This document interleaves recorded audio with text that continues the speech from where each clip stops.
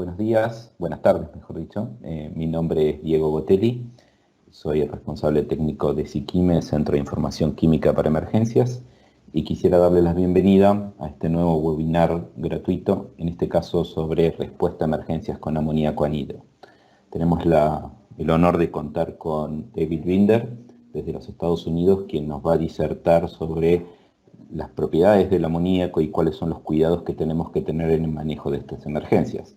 Sí, David es un profesional con amplia experiencia en este tema y nos va a facilitar todo su conocimiento y su expertise en el manejo de este tipo de emergencias.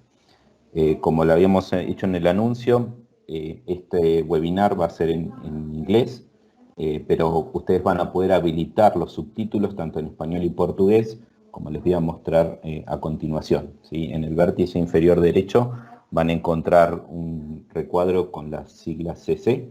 Si ustedes cliquean en ese icono, les va a permitir elegir el idioma con el cual pueden tener los subtítulos. Recordemos que esto es un subtitulado automático, así que puede haber algunos temas técnicos que el subtitulado no lo pueda reconocer, pero estamos a su disposición para cualquier duda que surja. Todas las preguntas que ustedes quieran realizar respecto al webinar lo pueden hacer por el chat, que tienen las opciones a su derecha. Una vez que David termine su presentación, yo le voy a leer las preguntas para que él las pueda responder y si es necesario hacer la traducción de su respuesta. Así que bueno, sin mucho más, los voy a dejar con David. Recuerden activar los subtítulos.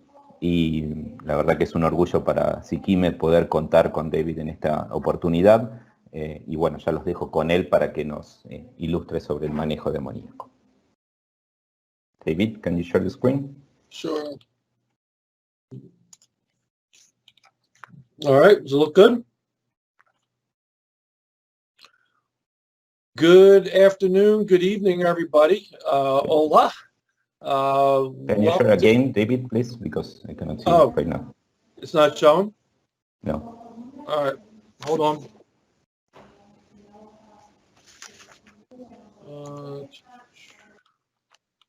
All right, share.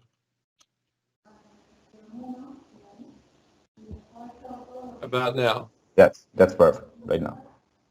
All right. All right, a redo. But again, welcome everybody. I want to thank everyone for participating and sitting in this evening or this afternoon. As Diego said, my name is David Binder. I work for Tanner Industries, and we're a specialty chemical company.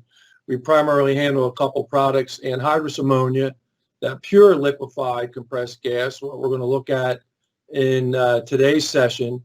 And our other main product is aqua ammonia, ammonium hydroxide, just ammonia and water mixed together. We have about 13 sites throughout the country. We're headquartered out of the Southampton, Pennsylvania, on the east coast of the United States, which is right outside of Philadelphia. And it'll be translated, but you'll be penalized with my Philadelphia accent today. So just bear with that. Bear with it. I call this Taming the Tiger Top 10 Tips Response to Anhydrous Ammonia. I know some of you may be familiar, maybe some not, but there was a late night show on TV in the U.S., the old David Letterman show, and he periodically had something he's called his top 10 list, and he did it in a humorous fashion. So I took that theme and applied it to anhydrous ammonia and responding to anhydrous ammonia. So we're going to go through those tips, and we'll cover a fair amount of ground. We're going to cover some properties of the material, how it can act if it's getting out, especially if it's getting out when you don't want it to get out. And then we'll also look at some response tactics, both defensive and offensive perspectives. Now, just to lead off, so we're concentrating on anhydrous ammonia. You know, the word anhydrous means without water. That's that liquefied compressed gas. And, you know, most of you all know in real life, sometimes there's a communication breakdown, a misunderstanding. So there is a difference between anhydrous ammonia and ammonium hydroxide. Both are hazardous materials. anhydrous ammonia is going to be extremely hazardous. And so if you're responding to a facility, to them, that's just their ammonia tank. They may not differentiate whether it's ammonium hydroxide in that tank or anhydrous ammonia. So you want to make sure you know what you're dealing with. So again, in this session, we're concentrating on anhydrous ammonia. So top 10 tip number 10 is basic instinct. All right, and this goes back to covering one of the properties of ammonia is that it is very basic or alkaline, and thus it's going to be very, very corrosive. And that's going to come into play in a couple spots. One is life safety. It's going to be corrosive to us. It'll be corrosive to other people or victims of exposure. So I'm going to cover that in a couple more slides, but it also comes into play in environmental harm. You know, when we look at what environmental harm, what media can we harm environmentally from chemicals, right? We got three media. We have air, soil, and water. Well, ammonia to air. Ammonia, the chemical formula is NH3. So it's going to, I'm not talking about life saving, just environmental harm. It's going to break down the nitrogen and hydrogen. Probably no harm, no foul. If you look at soil, the number one use of ammonia in the world is fertilizer. They directly inject it into the ground. Now, not all in one spot. There's an application rate. Our third media, though, water, that's where we have a concern, right? Ammonia is very, very basic or alkaline. So when we look at, corrosives, we got strong acids or strong bases. Ammonia is going to be on the basic side, and it only takes a little bit of ammonia to drastically change the pH of water. So from a response side, we want to protect drains. We want to protect storm drains and sewer drains from any runoff. So if you think about it, let's say a fire department. Later in this session, we're going to talk about where and when to use water as a tactic, as a defensive tactic. When we mix, if we're using water downwind to knock down an ammonia cloud, we're making aqua ammonia, right? Kind of like household ammonia. However, just a little bit of ammonia can drastically start shooting the pH up. And to give you an example, a 30% concentration of ammonium hydroxide, 30% anhydrous ammonia, 70% water, the pH is almost 14. All right, so just a little bit can drastically change the pH of water. So we want to protect drains, storm drains, sewer drains. Storm drains go to lakes, rivers, creeks, streams. If it got an alkaline shot, you potentially have a fish kill. If there's water treatment plants, some of them may have biomasses that chew up the sewage. If they got an alkaline shot, you might knock out those biomasses. These are a couple pictures from the States. The picture on the upper right, that's an ammonia line that needs some paint, obviously, and there's a drain. And that drain was probably 30 yards from a major river. It was a facility built over 100 years ago, and they didn't know if that was a storm drain or sewer drain. The picture at the bottom, that's crop, but that was a tank on the top there. That cinder block you see was their dike containment wall. Well, what's wrong with that picture? Well, it's got a big hole in the bottom. It's not collecting much rainwater. So we want to protect drains.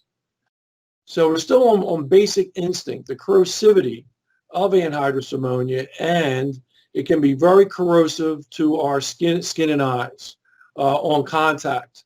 You'll see at the picture to the right there, that's my very high-tech picture of a water bottle. All right, and you see a liquid level and the vapor space level in that bottle. And if you had X-ray vision and could see inside anhydrous ammonia tanks, cargo trailers, ISO containers, that's just what ammonia would look like. It's a liquefied compressed gas. The liquid in a high quality state looks like water, and then you have an invisible vapor headspace. So, for facilities and processes, you may have some piping. Some of it has the liquefied phase running through. Some of it may have vapor. You have storage tanks. They've got the liquefied phase and the vapor headspace. So when we look at what phase can we get contacted by? Well, we could have a vapor hit, or we could have a liquid hit. The liquid's going to be worse. So with a liquid hit of ammonia, victims of exposure could suffer two types of burns. One is, well, think about this first. Ammonia is a liquefied compressed gas. What's common with liquefied compressed gases? They all have low boiling points. All right, ammonia boils at minus 33 degrees Celsius. All right, when we think of ammonia, chlorine, LNG, propane, all those chemicals have low boiling points. And a lot of them, when they boil, they absorb heat. Ammonia does it at a tremendous rate, which makes it an excellent, excellent refrigerant. And it's used a lot in industrial refrigeration processes. So if we got hit by that liquid phase, one is we have a chance for a thermal burn or frostbite burn because it's very cold. Because it's very alkaline and very basic, we also have the potential for a chemical caustic burn. So you get the double whammy with the liquid. With a vapor hit, you're not going to get the thermal burn. You will get the corrosive or alkaline burn. If we're treating alcohol wood, hopefully we're never treating ourselves, but if we're treating ourselves or exposure victims, first aid is water, water, water, then more water, water, water. You know, copious amounts of water. I asked the guy one time what copious means. He said it was a crap load. I used a different word, so I'm not going to use that word in English. But you know, duration of that emergency decon is critical, 20 to 30 minutes. Ammonia loves moisture. You know, you think about it. What's your body mostly made of?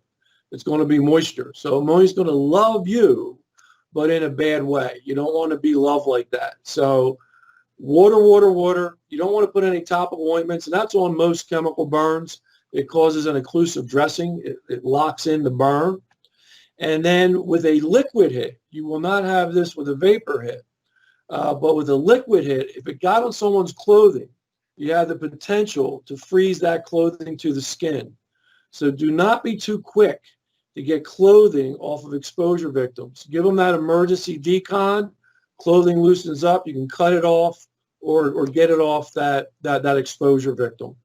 That picture up on the left is a real hand exposure that a gentleman sent me from the Midwestern states of the U.S. And he was an agricultural fertilizer delivery person. He was transloading anhydrous ammonia. And he was a rough and tumble bunch, you know, get the job done type mentality. He was transloading anhydrous ammonia. He smelled something. He saw a white cloud coming off out of his cabinet of his trailer where his hoses were connected. Well, if we see a white cloud, we know that's a liquid line. All right, we'll talk about that when we talk about types of releases coming up. But that's coming off a liquid line. He reached in barehanded to shut off the valve. So he sent me these pics, but he called me up. I said, well, after it happened, what'd you do? He said, well, I put some water on it for a couple minutes. Then what? He says, then I finished the transload. Then I put a little more water on it, and then he drove his tractor trailer home. So I don't know the exact timing of the pics, but out of those two hand pictures, the one on the right was probably shortly after the exposure. You can see how his hand swelled up. The hand on the picture of the hand on the left side there, he's got second and third degree burns. That had to be on the drive home. Now, he put a bare hand in a white cloud of anhydrous ammonia. He was going to get burned. He wasn't getting off free, but maybe if he utilized water, water, water, copious amounts of water, maybe the severity of his burns may have been lessened to some degree. All right, we'll talk about inhalation limits. So one is worker limits, ACGIH, which is, I think, a lot of what Latin America goes by, or what they call NIOSH, National Institute of Occupational Safety and Health. They set the inhalation limit for ammonia at 25 parts per million. Now, under ACGIH, it's called a TLV, a threshold limit value, which means if a person is going to be above that, they need some type of respiratory protection. That's also considered what's called a TWA, or time weighted average. In conjunction with that, there's a STEL, a short-term exposure limit. Because when we think about TWAs, that can be like the stock markets of the world, up, down, up, down, up, down. To keep the time-weighted average from getting out of whack, the STEL keeps that in check, because you can't exceed 35 parts per million in any 15-minute interval. So that's worker limits. NIOSH, IDLH, immediately dangerous to life and or health, is 300 parts per million. And above that level, you got to pack up. You need SCBA for your respiratory protection. It doesn't take a lot of ammonia to get to IDLH. A little bit of ammonia goes a long way. Now, with any chemical, there's dose response. And this chart gives you typical symptoms people can suffer based off of airborne concentrations. Right? So ammonia has a low odor threshold. You can smell it at a very low level. About 2 to 5 parts per million is when people go, yeah, I'm smelling something. I got that stink. All right, so that's good early warning. You got your worker limits, 25, 35. U.S. federal OSHA is 50 parts per million. But looking at this chart, I'm not going to go through every line item, but I break dose response. Remember, we're talking about inhalation, vapor concentrations in air, those type of exposures. I break it into 4 distinct hurdles. It's like you have track and field events. You have the high hurdles. The last hurdle being a fatal dose, so no more track and field events after that. But my first hurdle is in this area where it talks about general discomfort, where it says 150 to 200 parts per million. Now, keep in mind, these are ballpark numbers. Everyone's physiology is a little bit different, what you can tolerate, what you can't. Also, the duration of exposure, how long are you in that concentration, is going to factor in. So let's say I was responding or working around an ammonia system, and now I'm dosed, with 120 parts per million. Well, what symptoms might I have? Well, where am I going to feel it first? I'm going to feel it in my eyes, my nose, my throat. You're going to feel it in your mucous membranes. Remember, ammonia loves moisture. It's going to attack there first. It's going to be, darn it, that was a shot. Your eyes start to blink, right? Your nose starts to burn a little bit. Today we have wonderful air sampling equipment, wonderful toys for hazmat response. Well, I go back, I'm getting close to 30 years working in the ammonia industry and response industry. In the olden days, when we used to respond to ammonia incidents, we used to measure concentrations in Bravo, BPMs. This chart here is all ppm, part per million. But the olden day BPM, Bravo, BPM values, we measured that, and we used to call that blinks per minute. So we go respond, how bad is it? Come out with the blinks. That's bad. Get the packs. The BPMs are high. How many blinks per minute? My second hurdle, if you look IDLH or above, so 300, 400, 500 parts per million. That's my second hurdle. At this dose, a lot of times it'll take their breath away.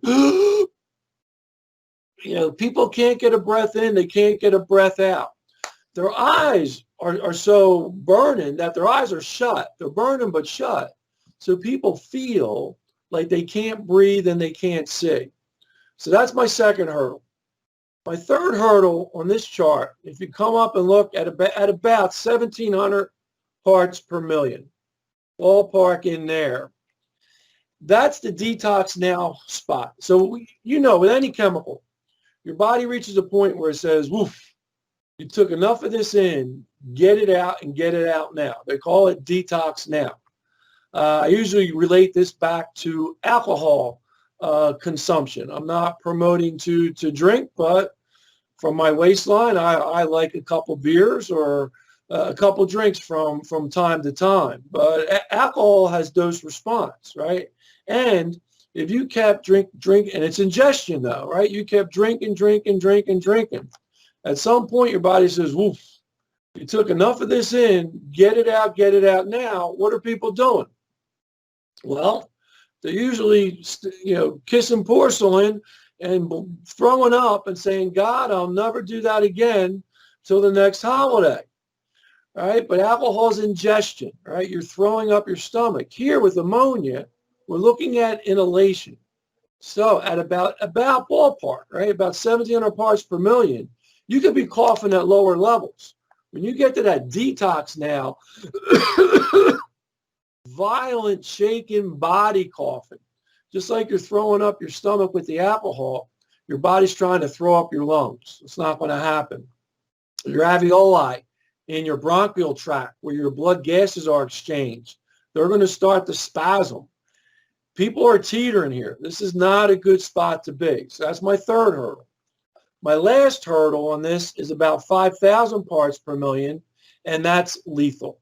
And it could be less if someone's trapped in it for a length of time. And what happens here, your body tries to heal itself, right? It tries to heal sites of trauma. So with this, our lungs are a site of trauma. And your body says, whoa, you've inhaled this corrosive gas. We have to fix this. And what your body do? Well, it rushes fluids to that site of trauma. Site of trauma is your lungs. Your lungs fill up with fluids, pulmonary edema, dry land, drowning. And it can kill you quickly. And there's been, throughout the world, there's been fatalities in the ammonia industry. It's not fatality free. So that's the worst end of it. Your first aid is just get the fresh air. If you have a victim, once they're in fresh air, you can administer oxygen.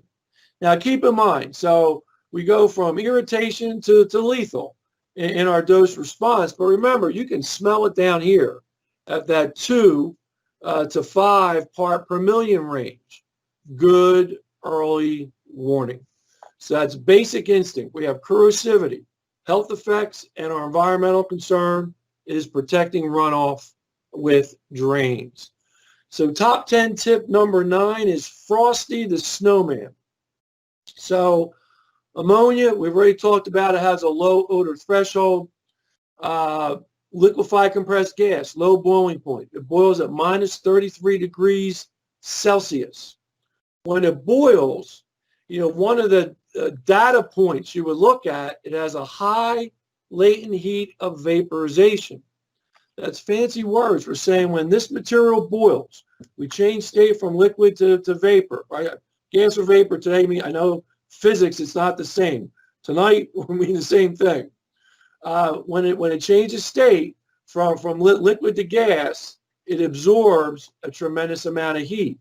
And based off of low boiling point, high absorption of heat, that makes it a very technical hazmat acronym. In the States, we call it RDC. It's a very technical acronym. It means really damn cold. In Spanish, we might say MF, muy frío. All right, I don't know if that converts to really damn cold or not, but but you'll think of it as MF on that. Now, when it boils, visually, you're going to see a white cloud. Because think about it, ammonia, low boiling point, absorption of heat. That liquid comes out. It's going to flash off. It's going to change state, and it's like it's freezing the air, right? So you see that visible white cloud, and that can help you in some size ups, right? We see a white cloud, we know it's coming from the liquefied side. If we just smell something and we don't see anything, vapor headspace or vapor line is the most likely leak source. So ammonia release phases. I break them down into 4 distinct categories. One is trace gas. That's that invisible vapor. 2 is dense gas. That's where we get the visible white cloud. We know it's coming from a liquid source. Aerosol. I have a white cloud, but there's droplets of liquid inside that cloud, and then pure liquid pooling. Lake anhydrous ammonia. And that can happen even on 100-degree summer days. When we get into the aerosol, I'll show you a couple pictures coming up. US side, we go from RDC, really damn cold, to SDC, super damn cold. You guys are going to go from MF to SMF, super maldito frio. You get a super cooling effect with those aerosol sprays. So if you look at this picture here, now you can see the ammonia rain, that spray at the top of that white cloud. That's where we talk about aerosol. But sometimes you can see it and sometimes you can't. And what happens now is you have all these little droplets of liquid ammonia in this cloud. Tons and tons of droplets. Tons and tons of surface area. And when those droplets boil, they're going to absorb heat. Tons and tons of surface area. Tons and tons absorption of heat. And thus you get super cooling effect. You can get temperatures down. I've measured in aerosol sprays down almost to minus 60 Celsius, probably about minus 57 Celsius. In theory, you can get even lower than that. And so you think about it, even if you're in max protection, a level A ensemble, you're not going to hold up to that cold for a length of time. Now look, in a lot of years response, I've taken aerosol hits on suits, level A, alpha suits, level B, Bravo suits, on and off. Felt coolness, knock on wood, never got frostbite. But I wouldn't want to stay and work in that aerosol cloud for a length of time. That's the difference. You want to try to work outside of that cloud as best as possible. Now, in your size ups, take note of this. So if you look at this cloud, I have my upper deck cloud and my lower deck cloud. I call it the dueling banjos of ammonia clouds, but I've got an upper deck one and a bottom deck one. So if I'm looking at that, I've got my size up. I'm checking it out through the binoculars. I may not see the spray. It may not be visible. Maybe it is, maybe it's not. But when I see that dual phase rolling, I know I got aerosol. And I got SMF in that cloud with that aerosol spray, because that bottom cloud is coming from droplets falling out of the upper cloud. This was outside of Atlanta, Georgia, near there's a racetrack called the Atlanta Motor Speedway. And this was across the street from that. Some live release training. Now, I didn't measure, but we talk about, 4 phases. We have invisible vapor, dense gas, aerosol, and pure 100% liquid pooling. I didn't measure it this day, the demarcation line. But if you look at the cloud where I put in my high-tech squiggly line, I don't know how well that's going to translate, but I have my squiggly line there. If you look to the right of that line versus to the left of that line, you see how the clouds look different. I would venture a guess, everything to the right-hand side of that line is aerosol. Super duper cold. Aerosol droplets in that cloud. Everything to the left of that that's visible there is dense gas. I have a white cloud, but no droplets. Downrange, I have invisible vapor. And if we think about it, if this leak kept rolling, what would we expect to form at ground level? Right? We got vapor, dense, aerosol, liquid. We would expect to see liquid pooling at ground level. So when you have incidents, you're going to have multi-phases. It's not just going to be one. Maybe if it's just an invisible vapor leak, you may have just have one, but you're likely to have multiple phases. All right, moving on. Top 10 tip number 8. Now, this is going to be in U.S. dollar reference here, but the $850 pyramid. Think of, I don't know, that's not many pesos, but, well, I don't know if anyone knows, there used to be a show in the States called the $10,000 pyramid, and people would have to answer questions to try to win money. So my joke on the state side is, well, it used to be the $10,000 pyramid. With inflation, it's now worth $850. But that's not why I call it the 850 pyramid. The 850 number is the important factor here. Ammonia is a liquefied compressed gas. In general, liquefied compressed gases have high volumetric expansion. This is when the tigers are getting out of the tank, right? They expand to a great, great degree. Ammonia does it at a tremendous rate. If you think about chlorine gas, expands about 460 to 1. Ammonia expands about 850 to 1. So, bottom line, a little bit of liquid is going to give me a big-ass cloud. If you think about it, if I had one bottle of liquid ammonia and I dumped it out, I would have 850 bottles of 100% white cloud going on. Now, if you look at, this is an older pic. This is a 6'4" individual. In my older days, I probably shrunk some, and I probably use better PPE today. But this cloud here that you see in the picture, that's probably just about maybe 4 liters of ammonia. So maybe 3 kilograms of ammonia is making that, is making that cloud. These are some releases done near Cleveland, Ohio. And this is about 20 kilograms of ammonia coming out. Again, ballpark numbers. You figure about 30 liters ballpark. And it's coming out of a 1-inch, I don't have the conversion to metric on that, but a 1-inch liquid line coming out of there. And you can see how big of a cloud you're getting just from about 30 liters maybe, 20 kilograms of product. This was also in Ohio. And this is about the same, maybe a little bit more, but about 20 kilograms, 30 liters through the evolution here. And then they're doing this, what we call tarp and cover containment. I'll get to that later in our tips. I'm showing this mainly for the release itself.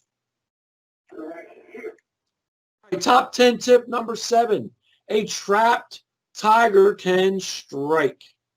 So we just talked about the 850 pyramid, right? It expands when it's getting out, 850 to 1. This deals with the properties, and some of this holds true for other liquefied compressed gases. They have high coefficient of expansion. This is when the tigers are in the tanks. And ammonia has a high coefficient of expansion. So it comes into play in a couple spots. One is there's fill limits on containers. Now, some containers are filled by weight, not by volume. And I'm giving you ballpark numbers, right? But ammonia containers are only filled to about an 85% liquid fill limit. And the reason for that is high coefficient of expansion. If it warms up or I have a fire, I have heat impingement on a container, that liquid is going to expand and take up more space. And it does it at a tremendous rate. And as long as I don't go above that ballpark, 85% liquid level, when it expands, I'm not going to get liquid full. Because once I get liquid full, the cliche, all bets are off, because I no longer have vapor pressure on that container. I have hydrostatic pressure on that container. And we all know hydrostatic pressure can cause some problems, container failures or pipe failures. From a responder side, you want to make sure you don't trap liquid ammonia without knowing that you have pressure relief. Now, most containers have pressure relief valves to prevent it from failing in an overpressure situation. But you may have some processes or some facilities where you respond to and, nobody's around. Everybody went to lunch and there's a leak going on. You think, well, we shut off all the valves, we'll minimize how much could be leaked out. I recommend not to do that, because if you trap it somewhere and that area does not have pressure relief, you have the potential for that high coefficient of expansion. Ammonia cylinders, typically they're about 150 pounds, so 75 kilograms, ballpark on that. They typically do not have safety relief valves as inherent to the container. In a fire, they can be quite deadly because they can go like rockets. I'll show you a short video clip here. This was in Tulsa, Oklahoma. There was a fire, and you'll see this cylinder rocketing on to the interstate highway.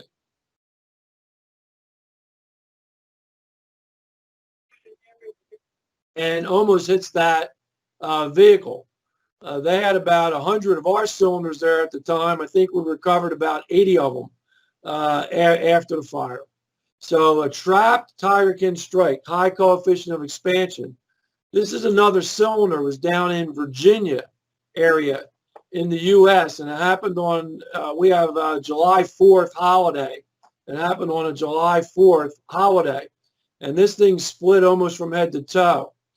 I suspect that the cylinder may have been overfilled. I couldn't prove or disprove that. But they had these cylinders stored out in direct sunlight.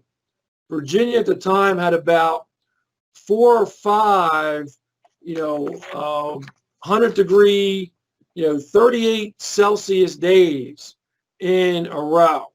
So they were outside and the sun is beating down on them, and that thing got liquid full and split from head to toe.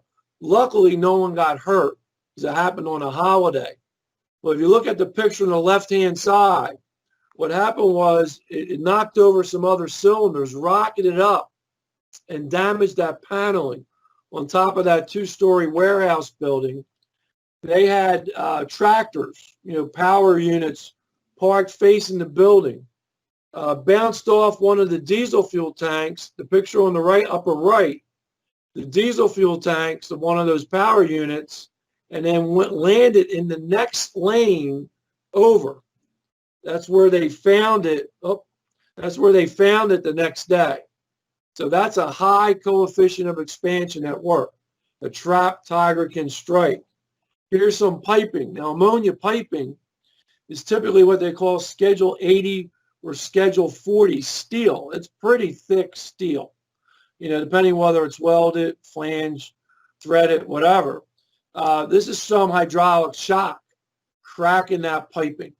That's why we don't want to trap it and not know we have pressure relief. Top 10 tip number 6, 0 is not 0. So this comes with pressure temperature relationship with ammonia. And this property holds true for other gases. The numbers are different, right? But the property, the theory of it is the same. So with ammonia, there is a direct pressure temperature relationship. And all that means is if I can control one side, I can control the other. And they go up together and down together. They have to exist in unison. So if we look at it, the boiling point, minus 33 degrees Celsius, 0 gauge pressure, which would be rounding off about 15 psi or 100 kPa. So that's the boiling point. If we look at, a 38 Celsius day, right, we've got a couple 100 pounds, almost 200 pounds of gauge pressure. So 214, 215. Or if we're looking at PSIA, getting close to almost 1,500 kPa, right? So this is easy to understand. They go up together, they go down together. What's unique, and this comes to play in transfer operations and maintenance operations, but it also comes into play in response, in emergency responses, is understanding that this relationship is independent of volume amount in a container. How much is in that container has no bearing. So for example, if I had 2 ammonia tanks, one is 75% liquid full and one's only got a little bit of a liquid ammonia in it. And let's say it's 21 Celsius out. And they're sitting outside. They're not leaking. We're not drawing off. They're just sitting out there. The ammonia temp gets to about 21 Celsius. If we went to the vapor gauge, went to the pressure gauge on the 75% full tank, what's it reading? Well, about 115 psi-G, about 130, psi-A. Think about it. How about the one that only has a little bit of liquid in the bottom? Well, it's going to read the same, right? The amount has no bearing on this. All right, duh. Big deal. Yeah, no kidding. But let's think about this. Let's say we have a leaking container. It's been leaking for an hour. You get there, you respond, and someone comes running out and says, y'all, I'll say use guys. That's how Philadelphia says y'all. But y'all took your time getting here. You can get back in the truck, back to the station, or back to work. That container all leaked out. It's empty. Well, what makes you think it's empty? Well, there's no pressure on it. It's empty. Zero's not zero. Zero gauge pressure doesn't mean anything. I could have a container 85% liquid full. At zero gauge pressure or 15 psi-A, it's at its boiling point, minus 33 Celsius. And today you've got thermal imaging cameras you can look through and that type of stuff. But you can also see a frost line or sweat line. This is a picture from an ammonia leak that actually happened in my hometown, Philadelphia, Pennsylvania, in good old USA. This was a refrigeration facility. They had a refrigeration process. And as you can see, they saved money. They relied on the local community for all their painting operations. They never had to paint their vessel themselves. So obviously the tank was not well secured. But this facility went out of business. The tank was pumped out. Vandals went in, not to steal ammonia. I'm not sure in Argentina or the rest of Latin America, South America, but up in the U.S., we have people that will try to steal ammonia to make methamphetamine. So that still goes on more in the Midwest than in East Coast. So vandals went in this case. They weren't trying to steal ammonia to make methamphetamine. They went in to cut out the valving and piping for scrap metal. Unfortunately, they cut under the valve and created a huge leak. We had to go in and pump it out, but we're trying to figure out, saying, how much is in the tank? How much do you think? How much product? The owner kept saying it's empty. It was pumped out. I said, it's not empty. They're reading 2,000 parts per million at the food store across the street. So it's not empty.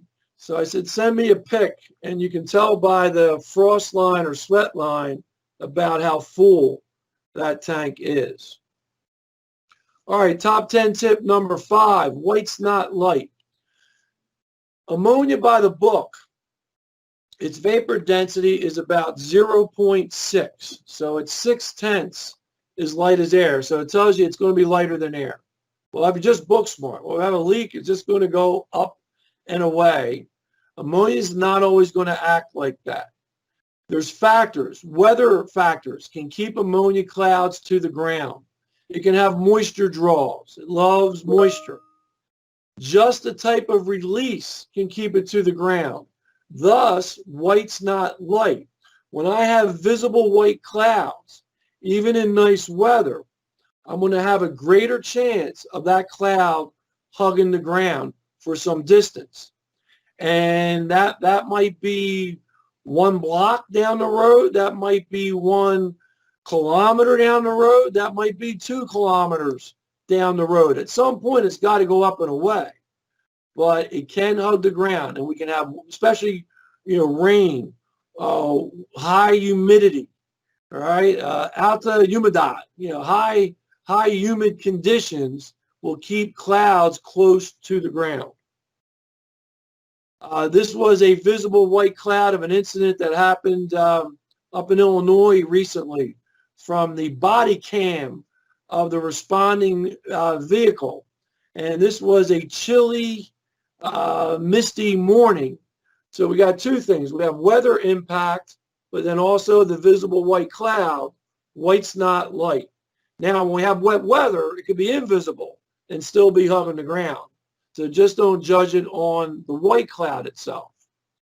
You can have moisture draws. This is some live agent training at one of our facilities. Nice day. You see the cloud going up and away. To the right, where you see that cloud bouncing back down to the ground, we just put a wet spot downrange to see what would happen. And you can see that high attraction, that high affinity for the moisture, that cloud making a beeline for that wet spot. Top 10 tip number 4, V is for victory. So we all know in a hazmat incident, we want to move upwind. People trying to figure out which way's upwind is the challenge in real life, but we know we want to get upwind. Now, with ammonia, and this holds true for other gases, not just upwind. Yeah, we do want to go upwind. Yes, for sure. But we want to try to go laterally and upwind. And the reason for the tip, V is for victory. Ammonia clouds will tend to take a V pattern, right? Just like you see on the screen there. Sometimes the V's are wide. So, more Patron ancho. Sometimes they're more narrow. When I have wet weather conditions, high humidity, the V is going to tend to get wider. But what happens is the sideline of that V, and it's going to have ebb and flows. It's not going to be a straight line.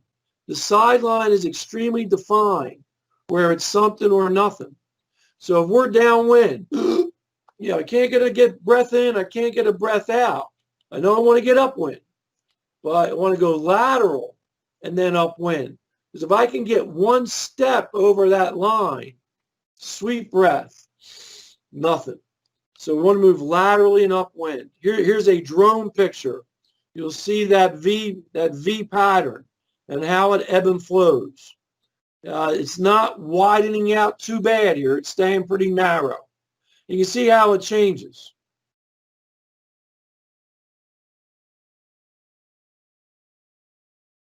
And then you're going to get a bonus V because they messed it up a little bit. So no extra charge for the extra V. This is an older pic. It starts to curve. You think about it. You see that ice cream cone coming out at you. You see that V pattern. So if that was coming at you, look, from where you all are sitting, you want to go to the right and then upwind. I know that curved a little bit. We're trying to get a dead-on camera shot. It just didn't work out exactly as planned. All right, top 10 tip number 3. Holy Kaboom Batman. All right, as the cartoon says. So ammonia. Let me go to this and I'll come back to the video there. Ammonia, flash point just doesn't come into play, right? Low boiling point, compressed gas. We're not looking at flash point data, but we are looking at vapor concentrations mixed in air. LEL, UEL, lower explosive limits, upper explosive limits. In the U.S., most safety data sheets, you see that range at 16 to 25%. In the NIOSH Pocket Guide, you'll see 15 to 28%. In the ICSC, the International Chemical Safety Cards, you'll see 15 to just over 33% as the LEL, UEL range. Now, just being book smart, overall, in general, that's a relatively high starting point, relatively narrow range. The ICSC is widen up a little more than NIOSH. Because you think about it, 16%, that's 160,000 parts per million, or 15%, 150,000 parts per million. So this is guidance on ammonia in a pure state. You want to keep in mind, especially in industrial refrigeration systems, the ammonia goes round and round. They boil the ammonia, then they condense it. They boil it, condense it. They have pumps and compressors to do that labor effort. Oil contamination gets into the ammonia. It's a hydrocarbon. You know, if I'm at 15 to 28%, I throw some oil in, I'm going to lower my LEL and raise my UEL. I'm going to widen that range. So from a practical standpoint, if I have an outdoor ammonia leak, I'm not that concerned with flammability. I'm not blowing it off, totally, but it's not ding, ding, ding. We got a problem. Where I am highly concerned with flammability, and I'm not judging just on the textbook data numbers, is indoor ammonia releases.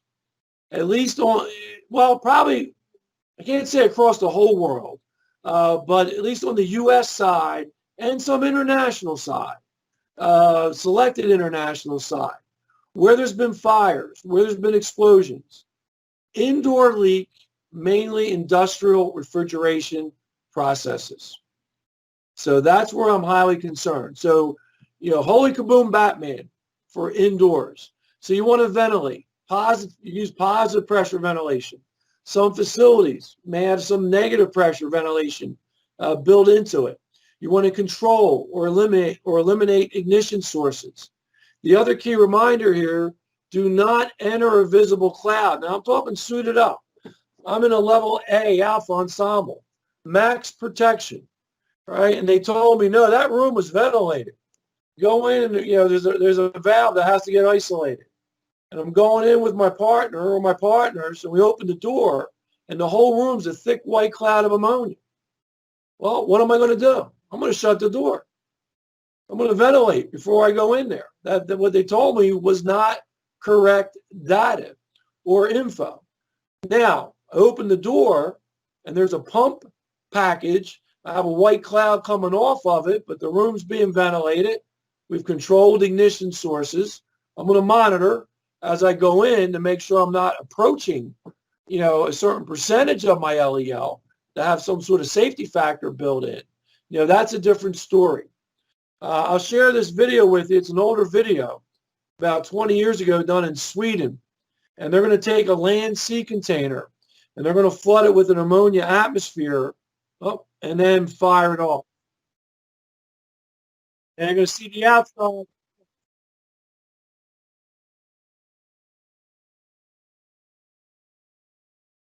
And then you'll see inside.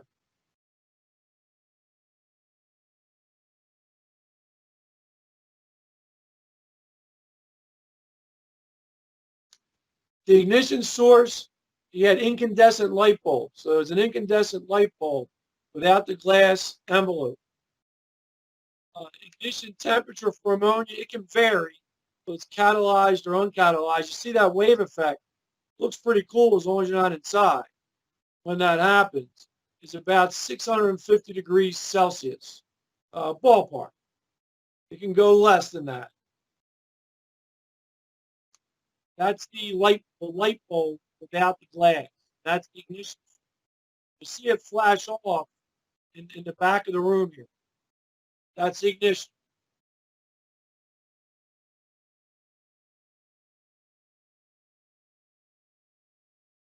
Get that wave effect.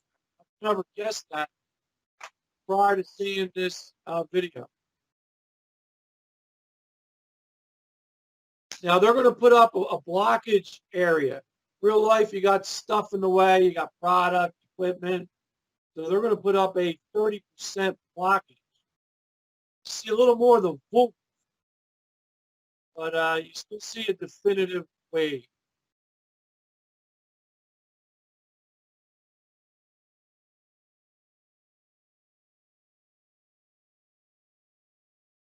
That's top 10 tip number 3, holy kaboom, Batman. All right, top 10 tip number 2, get the water rate. So I think one of the keys is knowing where, when to use water when dealing with an ammonia incident. So we do want to use it for first aid, right? Copious amounts. We can use it downwind to protect life safety. We want to contain the runoff. We're making aqua ammonia. we do not want to use it on lake anhydrous ammonia, liquid pooling, because that can happen even on 100-degree days. Ideally, you let it vaporize off. That takes a while. You're going to have to get a Snickers bar or candy bar waiting it out. But if you put water on pure liquid ammonia, you get a violent reaction. You get a lot of dense gas going. You raise some flammability concern outside. And the reaction of ammonia and water is exothermic, which means now I generate more heat to violently boil off more ammonia. And also, you do not want to put it on the leaking container itself. If we're trying to protect downwind threats, you want to use it downwind, although there's exceptions to this. That's not 100%. If I got a fire and a leak, surround and drown, right, with the water. If I have conditions where the cloud's just swirling around the whole container and I do have to create an exit path there for some reason, I can come in with water. So there are exceptions to that. Here's examples. This was down in Louisiana, outside of Baton Rouge. This is live agent. So you see we got the leak going out. You can see where they're using the water curtain to capture the ammonia downwind of the release. And then you can see why you want it. Now, this was a training location. It's 1,500 acres. It's a training site. And that was basically fertilizer for them. They weren't worried about the runoff, but you can see how burned up the grass got. So here's a different year, how burned up that grass got. Now they joke with us now when we go back, the groundskeeping crew.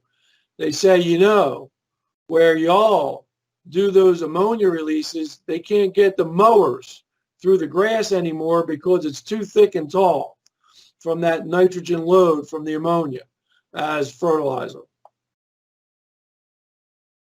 This was up in Beach Park, Illinois. There's 2 ammonia tanks.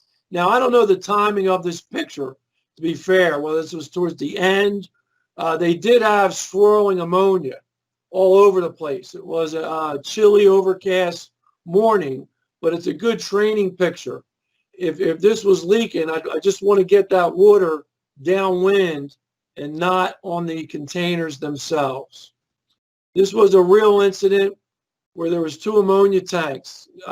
Not great quality pictures here. One of the tanks got a crack in the shell. That's the ammonia cloud coming out, rolling. It's hard to see. It's not great quality, but this was a real incident. They were using water, but they were using the water spray here to cut off the ammonia cloud.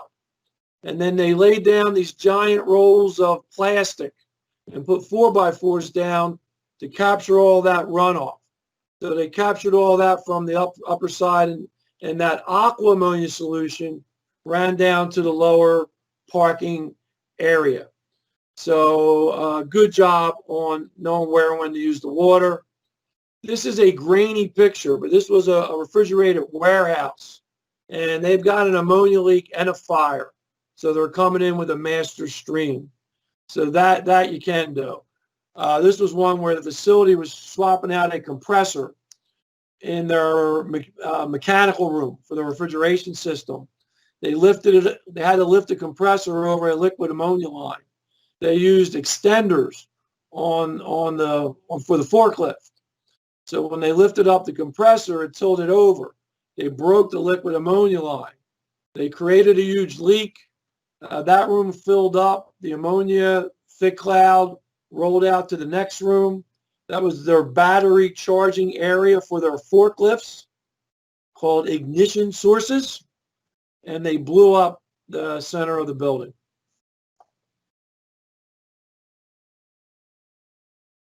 All right, hang in there. We're down to top 10 tip number 1. Out of sight, out of mind. So, with control, your objective is control and containment of hazmat incident. You've got offensive stuff, you got defensive stuff. My first pick all the time is remote isolation. Doing nothing, something. Hopefully we won't have to suit up and go in. So with ammonia, one method that can work, it's not the be-all, the cure-all. It's not for every situation, and it's an offensive method we call tarp and cover. And the theory behind this is, I've got my ammonia cloud coming out. If I can cover the leak point and some extra surface area, I'll do two things. One is I'll shrink down. This got away. We're not stopping that cloud up high. Let me go back one. We're not stopping this. This all got away. From here down, got away. We shrink down our impact zone. We shorten our circle. We buy ourselves time. So that's, to me, that's the biggie. What also happens is the leaking ammonia coming out will condense to liquid ammonia. That liquid ammonia is going to run down the sides of the tarp. What's that do for you temperature-wise? For your piping or your container? You cool it. I drop temperature, I drop pressure. Now, this is not 100%. You're going to have flashing off from underneath the tarp. Eventually, you're going to get liquid pooling on the ground around the tarp. But you've got it controlled and contained. You buy yourself time. Now, we didn't come up with this method. This was developed by that Norse Anhidro company, and they were selling these kits you could buy, special tarp, special pool, measly, 10,000 US dollars for a kit. I needed like 22 kits. It wasn't going to work out budget-wise. So we started messing around, and the tarps that you'll see in some pictures here and some video is a very high-tech regular tarp you can buy at a, in the States we have Home Depot or Lowe's, but where you can buy hardware, those type of stores, Kmart's or Walmart's. I don't know what that equates to in Latin America, but you want to get the heavy-duty tarp. You want to buck up, but it's very economical. Now, some people ask, let me go back. Some people ask, will the pressure of the leak blow off the tarp? You have to hold on to it for a little bit, but it settles down. If it's low to the ground, put some rocks or bricks down. If it's high up, you can put some ropes in the tarp and tie it down. Eventually, you would get liquid pooling at ground level. So part two of this in real life, you'd want to boom out one side, because you may have to go back to yank off the tarp to make a connection to pump out that leaking container. You do not have to cover the whole container. I'm saying container. You can do it on piping. Just the leak source and some extra surface area. So here you're going to see you're going to have a lot of aerosol coming out of here. You've got super damn cold going on there.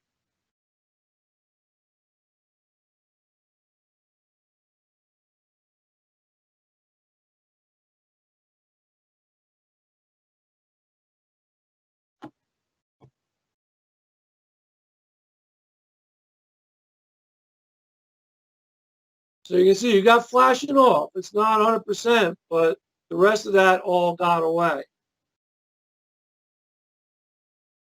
This is at a fire academy in Philadelphia. You see it's flashing off. A nice warm day. Got a lot of aerosol, just a little bit of dense gas at the end.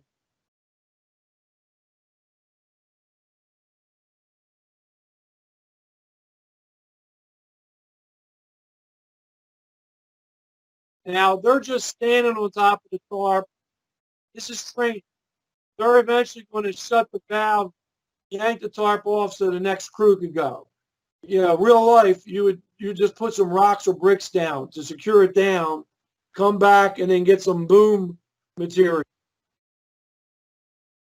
Overcast day. You see how there's a lot of aerosol, a little bit of dense gas at the end there. See how this thing drops back down.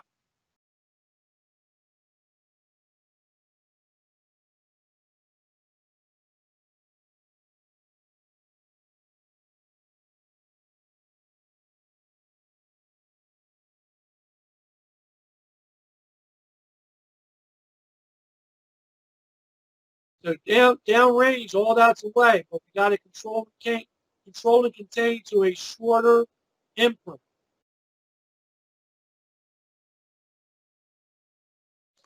So, to quick summary, we went through our top 10 tips. Basic instinct, highly corrosive, skin and eyes, environmental harm, protect drains, Frosty the Snowman, right? That extreme cold that you have, low boiling point, high absorption of heat, 850 to 1. When the tiger's getting out of the tank, it expands, 850 to 1. A trapped tiger can strike. High coefficient of expansion when it's inside the container. Zero is not zero. Zero pressure doesn't mean the container's empty. You look for that frost line. White's not light. And even non-white can be not light. You can have invisible vapor that gets attracted or hugs to the ground also. But white's not light. V is for victory, which way to run. Holy kaboom, Batman. Right? Worried about flammability, mainly interior. Get the water right. We went through some elements of that. And then out of sight, out of mind. You know, tarp and cover. You need a little more training on tarp and cover. I was giving you kind of the principles there. And one thing that we're not covering today is the COVID response level. This is top 10 tip 11. This was a real incident in India where an anhydrous ammonia tanker was leaking. I guess with everyone masking up today with COVID, I would call this the COVID response level. So we're going to skip that this year. We're not covering that. And I'm going to bounce it back over to Diego for questions. Hey, David, thank you. You did a great job on the presentation. So I have a few questions on the chat. The first one, I think you already covered in the presentation, but if you can get some more details of the type of blanket to use to cover this type of spill. It's a common one, or you can... Well, so typically it would just be like a tarp you could buy for your boat, for your car, polyethylene, polypropylene. Now you want enough mil. Well, you know, in the U.S. they have mil thickness. I'm guessing that's the same across the board. Ideally, you want to try to use a 10 mil or heavier. If you guys use salvage tarps, salvage cover tarps, those tarps work very well. So you want to get what we call here the heavy duty tarp, which is I think about a 10 mil, but polyethylene, polypropylene, nothing special. In the U.S. they cost, you know, $50 U.S. dollars, if that. You know, if they're not expensive. Okay, thank you. I have another question. If you have any recommendations to ammonia release in maritime platforms? If you have Well, I'm not sure on the question. You're talking about like barges coming in? Yeah, something like that. Okay, so barges or ships? Yeah. Run fast. No, I'm kidding. I'm joking. I'm joking. I don't know how much tarp and cover is going to help on that. It depends on the setup. Now, usually ships or barges, the ammonia is kept chilled. Usually I can't speak across the whole world on this, but typically that ammonia is refrigerated. So the ammonia is very cold. So now, if we had a leak, usually it's larger lines too when you're unloading. You know, I'm going to know U.S. Inches, but 6-inch or 12-inch lines. So on the positive, you're dealing with cold product, but you've got large quantities. I think you take some of the same principles. I had a leak. I want to look at my downwind threats. I can use water downwind. I don't want to put, if I have a leak and I've got a lot of liquid pooling, I don't want to put water on those liquid pools. If they're transloading and at least you get the pump shut down, you might be able to tarp and cover, over where a leak point is to try to buy some time. But you're dealing with larger quantities. You're also typically dealing with, I'll call it refrigerated ammonia. when you get into barges and ships. Okay, just a few more and Sure. and we are over. Apart of the top and cover, there is another method of contention you can use? Well, yeah, there's different things. So there's capping kits for valves. Yeah. You could flare off anhydrous ammonia. I don't know if you deal with railroad cars, but railroad cars have what they call Midland kits in the U.S. side, and they can cap valves. So yeah, there's other things that can be done. I'm not promoting just tarp and cover. Great. Just another question we have is, in case of releases with over 25% of release, is adequate to use water there, taking into consideration the flammability of the product? You're talking about, I just clarify, you mean like a 25% ammonium hydroxide solution? I think so, yes. Okay, gotcha. All right, so let's say we had ammonium hydroxide, not anhydrous ammonia. Mm-hmm. And whether it's 10% or it could be up to 30% in industrial strengths. If I have a leak of that, look, nothing's impossible. You don't have any flammability concerns. So if I have a leak of ammonium hydroxide, one is I want to boom it out. I want to contain it just like I would other corrosive liquids. Now, what's going to happen? Ammonia vapors are going to want to come out of that solution. So now, to stop that, well, I can suppress the vapors. So one is you can roll a tarp over the liquid on top. They have these I call them the ping pong balls, like the ping pong game, but they have balls you can put on top to suppress the vapors coming out. You could try to neutralize it with a dilute mineral acid, a little boric acid, a little citric acid, and do some neutralization. You could, if you use more water to dilute it down, right? Yes, not out of the question, right? But it's going to take you a bunch of water to do that. You do not get a violent reaction if you're putting water on ammonium hydroxide. It's not the same as water on pure anhydrous ammonia. So my first would be vapor suppression of some kind, or just leave it open if it's not bothering anybody. You got to contain, you can pump ammonium hydroxide into drums. That's a lot easier to deal with. Recover as is, vapor suppression of some kind till I recover it, or neutralize it would be probably my next pick. Last would be to dilute it down, because you're going to need a lot more water to dilute it down. Now, if that doesn't matter, then that's fine. Thank you, David. And now really the last one. As we finish all the hazmat incident with the decon, you can say something about decon from ammonia? Sure. Can I go to a different presentation? Can they see the screen still? Sure, yes.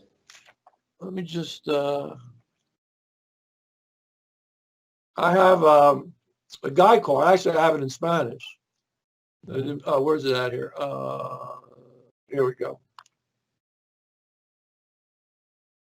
Wait a minute. No.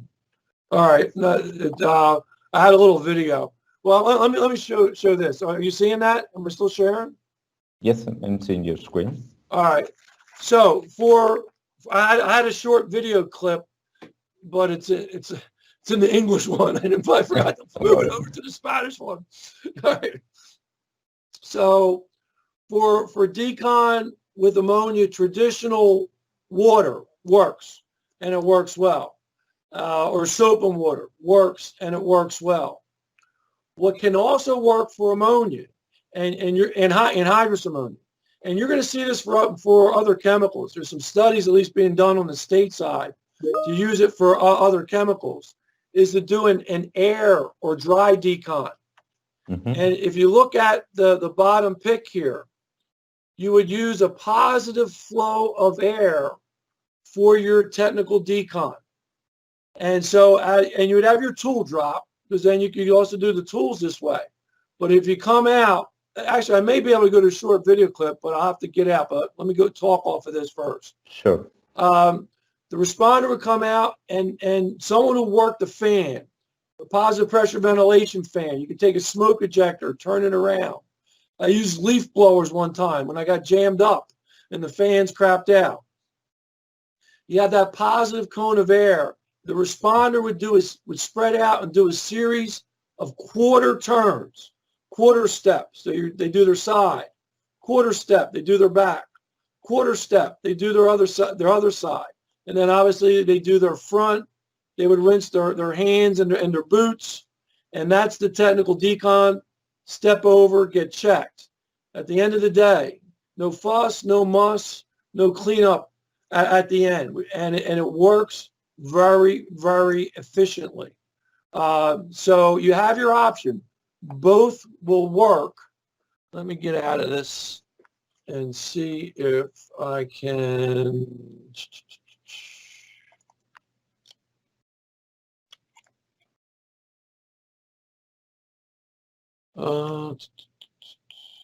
While you're looking for that, I will make an announce in Spanish, so for the rest of the... Okay. Bueno, aprovecho este momento que David nos va a colaborar con un video para anunciarles que, bueno, hay algunas preguntas que han quedado que después las responderemos, se las enviaremos a David para que las pueda responder y enviarles las respuestas a cada uno de ustedes, ¿sí? Desde ya agradecemos mucho la atención que están y sabemos que nos hemos excedido un poco del tiempo, pero creo que es un tema interesante para poder cubrirlo. This is not the one, but hopefully this one is good. Right, so you see the quarter turns. We still see your last presentation, David. We cannot see the video right now. Oh, okay. All right, hold on. Maybe we can share again the screen. Let me do this. I know if I show it from the link. All right.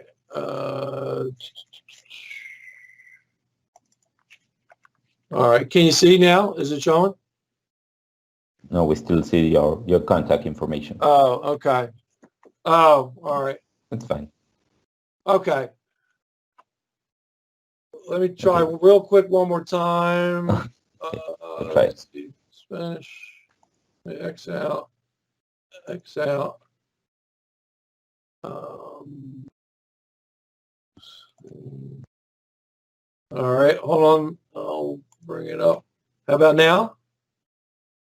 Now you can share again your screen. All right. Let me do that. Share, share, share. Share. Here we go. That's it. Now we can see. All right, never mind.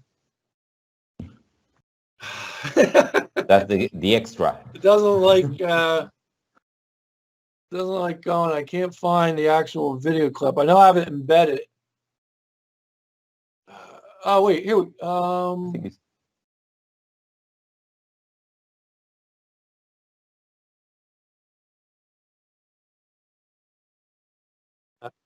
Nah, I'm sorry. There's just another video that shows it up close versus the far drone shot. But I guess people got the idea. Sure. Okay. Maybe once more, thank you very much for your time. You're welcome. Very helpful for all the people here in South America. So we look forward to continue our collaboration in training with Ammonia. Absolutely. Thank you, Diego. I thank everyone for sitting in. I know we went over a little bit, but thanks for hanging in. Bien. Bueno, muchas gracias a todos por su participación y los esperamos en el próximo webinar. Hasta luego.